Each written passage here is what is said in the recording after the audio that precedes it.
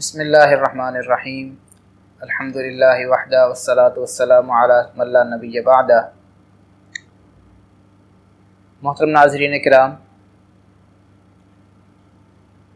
اصلاح معاشرہ کے عنوان سے ہم یہ لیکچر سیریز کر رہے ہیں۔ آج کے ہمارے موضوع کا عنوان ہے تکبر۔ اللہ تعالیٰ نے قرآن مجید میں ارشاد فرمایا ہے اِنَّهُ لَا يُحِبُّ الْمُسْتَكْبِرِينَ۔ اللہ تعالیٰ کو تکبر کرنے والے لوگ بالکل بھی پسند نہیں ہیں۔ تکبر کا جو لفظ ہے یہ کبر سے نکلا ہے، اور یہ کبر صرف اور صرف اللہ تعالیٰ کے لیے ہی لائق ہے اس کے۔ اسی لیے قرآن مجید میں اللہ تعالیٰ نے اپنے لیے المتکبر کا لفظ استعمال کیا ہے، الکبیر کا لفظ استعمال کیا ہے، اور اسی طرح المتعال کا لفظ بھی استعمال کیا ہے، اور اللہ اکبر یہ تو ہم جب بھی نماز پڑھتے ہیں، جب بھی اذان ہوتی ہے تو اس میں اللہ اکبر کے الفاظ پڑھے جاتے ہیں۔ تو اصل میں تکبر، کبر، بڑائی یہ سب اللہ تعالیٰ کی ذات کے لیے ہے، اور اللہ تعالیٰ نے اس کو اپنے لیے مخصوص کر لیا ہے، اس لیے انسان کو اس صفت کو اپنانے سے روکا گیا ہے۔ نبی کریم صلی اللہ علیہ وسلم ارشاد فرماتے ہیں، ابو داود کی یہ حدیث ہے کہ اللہ تعالیٰ نے فرمایا الکبریاء ردائی والعظمۃ عذاری فمن نازعنی واحد منہما قذفتہ فی النار۔ کبریائی میری ردا ہے اور عظمت میری ازار ہے، جو ان میں سے کسی چیز کو چھیننے کی کوشش کرتا ہے، یعنی بڑا بنتا ہے، تکبر کرنے کی کوشش کرتا ہے، قذفتہ فی النار، میں اس کو جہنم کے اندر ڈال دوں گا۔ محترم سامعین ناظرین کرام، یہ تکبر ہی وہ برائی تھی جس نے ابلیس کو اللہ تعالیٰ کی بارگاہ میں نامراد ٹھہرایا، اور یہ ایسا ملعون قرار پایا کہ اللہ تعالیٰ نے فرمایا وَإِنَّ عَلَيْكَ اللَّعْنَةَ إِلَىٰ يَوْمِ الدِّينِ، قیامت تک اب تجھ پر میری لعنت برستی رہے گی۔ وجہ کیا بنی ہے؟ ابا واستکبر، اس نے تکبر کیا تھا۔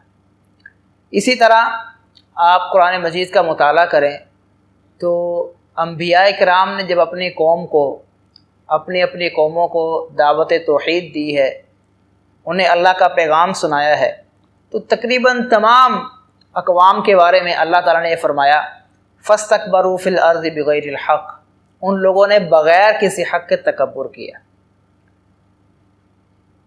میں نبی کریم صلی اللہ علیہ وسلم کی ذات گرامی تک آتا ہوں کہ آپ علیہ الصلوۃ والسلام نے جب پیغام حق دیا ہے تو لوگوں کو کس چیز نے روکا؟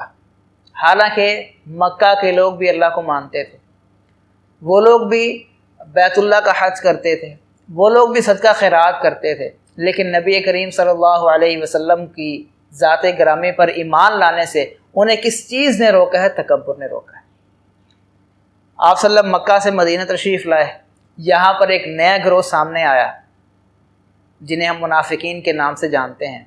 ان لوگوں نے بھی آپ علیہ الصلوۃ والسلام کو نبی ماننے سے کس لیے انکار کیا ہے؟ اللہ تعالیٰ نے قرآن مجید میں اس بات کی وضاحت فرمائی ہے وَإِذَا قِيلَ لَهُمْ تَعَالَوْا يَسْتَغْفِرْ لَكُمْ رَسُولُ اللَّهِ، جب ان سے کہا جاتا ہے کہ آؤ اللہ کا رسول تمہارے لیے بخشش طلب کریں اللہ سے، لَوَّوْا رُؤُوسَهُمْ، اپنے چہروں کو، اپنے سروں کو پھیر لیتے ہیں، وَرَأَيْتَهُمْ يَسُدُّونَ، اور آپ دیکھتے ہیں کہ وہ رک رہے ہیں، وَهُمْ مُسْتَكْبِرُونَ، اور تکبر کرتے ہیں، اپنے آپ کو بڑا سمجھتے ہیں کہ یہ اللہ کے نبی صلی اللہ علیہ وسلم، ان کا یہ رتبہ نہیں کہ ہم ان پر ایمان لے آئیں۔ تو تکبر ایسی برائی ہے جو انسان کو سیدھے راستے پر آنے سے روک دیتی ہے۔ انسان دنیا میں بڑا بننے کی کوشش کرتا ہے اور انجام یہ ہوتا ہے کہ روز قیامت وہ سب سے چھوٹا بن جائے گا۔ تو محترم سامعین کرام، اللہ تعالیٰ نے قرآن مجید میں ان لوگوں کی تعریف کی ہے جو تکبر نہیں کرتے ہیں۔ آپ دیکھیں کہ اللہ تعالیٰ نے قرآن مجید میں یہود و نصارہ کی برائیوں کو بیان کیا ہے، لیکن ایک مقام پر اللہ تعالیٰ نے عیسائیوں کی تعریف کی ہے، اور یہ فرمایا کہ یہ عیسائی جو ہیں یہ ایمانداروں کے زیادہ قریب ہیں، اور ان کی عداوت میں، ان کی دشمنی میں کم تر ہیں اس کی وجہ کیا ہے؟ ذالک بأن منہم قسیسین ورہبانا وانہم لا یستکبرون، کیونکہ یہ تکبر نہیں کرتے ہیں۔ آج بھی دیکھا جائے تو عیسائی دنیا میں اسلام کا جو نفوذ ہے، اسلام کا جو پھیلاؤ ہے، وہ بقیہ لوگوں کی نسبت زیادہ ہے۔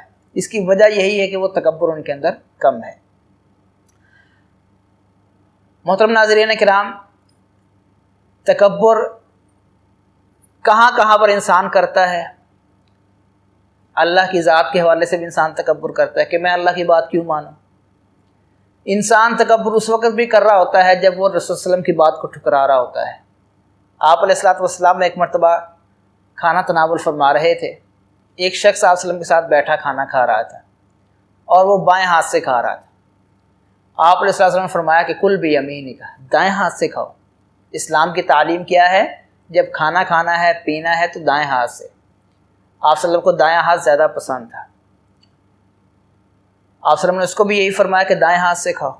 اس نے کہا جی طاقت نہیں ہے میرے اندر، میں نہیں کھا سکتا۔ حالانکہ وہ بہانہ بنا رہا تھا، کھا سکتا تھا، اس کا ہاتھ چلتا بھی تھا، لیکن صرف تکبر کی وجہ سے کہ آپ صلی اللہ علیہ وسلم کی بات مان کر میں اپنے طرز عمل کو چھوڑ دوں، یہ گوارا نہ ہوا اسے۔ اس نے کہا جی لا استطیع، میرے اندر طاقت ہی نہیں ہے۔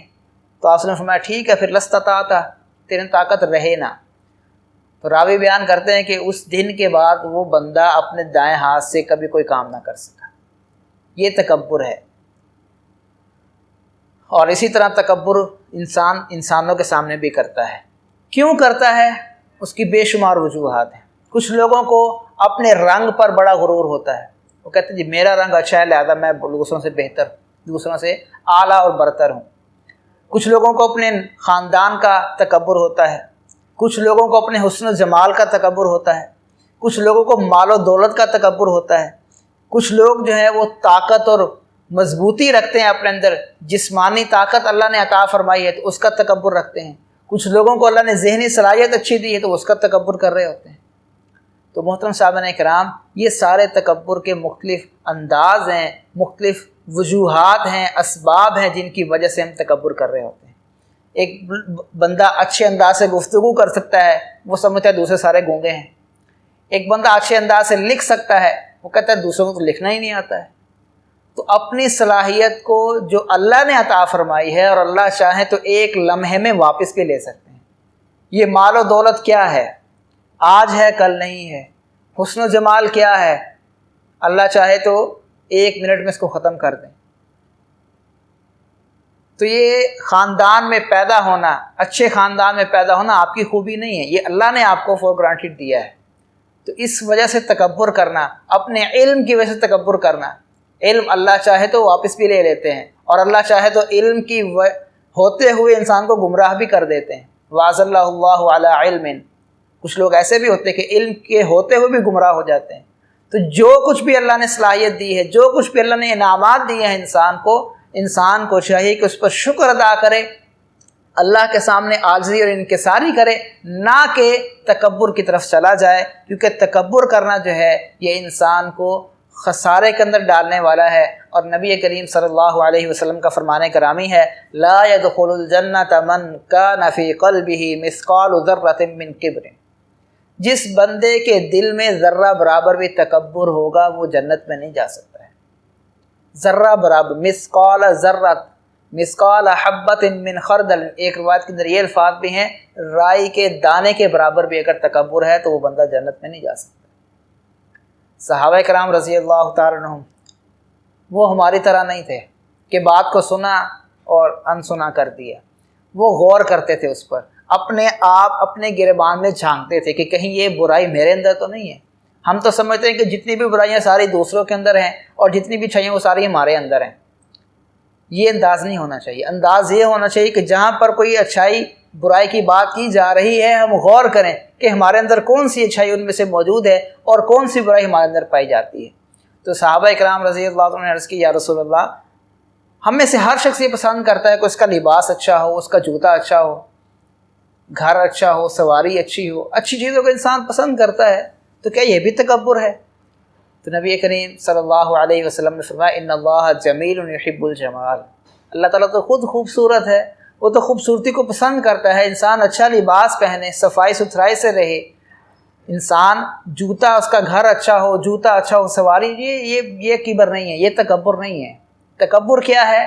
نبی کریم صلی اللہ علیہ وسلم نے تکبر کی تعریف کرتے ہوئے فرمایا، اس کی وضاحت کرتے ہوئے فرمایا، ڈیفینیشن کیا ہے تکبر کی؟ الکبر بطر الحق وغمط الناس۔ کبر یہ ہے، تکبر یہ ہے کہ حق آپ کے سامنے آ جائے، اللہ کا فرمان آپ کے سامنے آ جائے، اللہ کے رسول صلی اللہ علیہ وسلم کی حدیث آپ کے سامنے آ جائے، اور آپ کہیں جی میں نہیں مانتا، یہ تو میری عقل میں نہیں آتا ہے، یہ تو میرے خاندان میں رواج ہی نہیں ہے، یہ تو میرا معاشرہ اس کو تسلیم ہی نہیں کرتا، لہذا میں اس کو نہیں مان سکتا۔ یہ تکبر ہے، بطر الحق کی، کہ آپ حق کو جھٹلا دیں، آپ حق کو چھوڑ دیں، آپ باطل کے ساتھ جا کر کھڑے ہو جائیں، یہ تکبر ہے۔ چاہے آپ جتنے مرضی عاجز بنتے رہیں، آپ جتنے مرضی انکساری کا مظاہرہ کرتے رہیں، لیکن اگر آپ حق کو نہیں مانتے ہیں تو آپ تکبر کر رہے ہیں۔ اور دوسری چیز فرمایا وغمط الناس، لوگوں کو حقیر سمجھنا۔ اور لوگوں کو حقیر ہم کیسے سمجھتے ہیں؟ ان کے برے برے نام رکھتے ہیں، وہ تو کالا کلوٹا ہے، وہ تو چھوٹے قد کا ہے، وہ تو یہ ہے، وہ تو ویسا ہے ویسا ہے۔ مختلف انداز سے ہم لوگوں کی اپنی نظر میں حقارت کو ظاہر کر رہے ہوتے ہیں۔ تو یہ لوگوں کو حقیر سمجھنا اور ان کا مذاق اڑانا، یہ ایسا رویہ ہے جو یہ ظاہر کرتا ہے کہ ہم اپنے آپ کو بڑا سمجھ رہے ہیں، حالانکہ ہم بڑے کیسے ہیں؟ مٹی سے بنے ہیں، مٹی میں جانا ہے اور مٹی سے نکلنا ہے۔ تو جو مٹی ہونا ہے جس نے، اس کے لیے تکبر تو روا ہی نہیں ہے۔ تو ہمیں کوشش کرنی چاہیے کہ اپنے آپ کو تکبر والا رویہ نہ اپنائیں۔ اگر اللہ نے ہمیں کوئی صلاحیت دی ہے، علم دیا ہے، مال و دولت دیا ہے، حسن و جمال دیا ہے، طاقت دی ہے، عہدہ دے دیا ہے، تو یہ سارے اللہ کے انعامات ہیں۔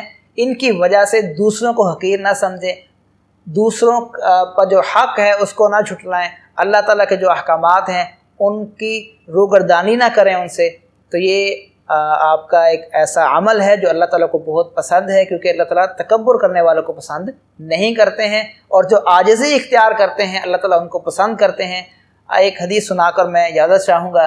نبی کریم صلی اللہ علیہ وسلم ارشاد فرماتے ہیں، وَمَا تَوَاضَعَ أَحَدٌ لِلَّهِ إِلَّا رَفَعَهُ اللَّهُ۔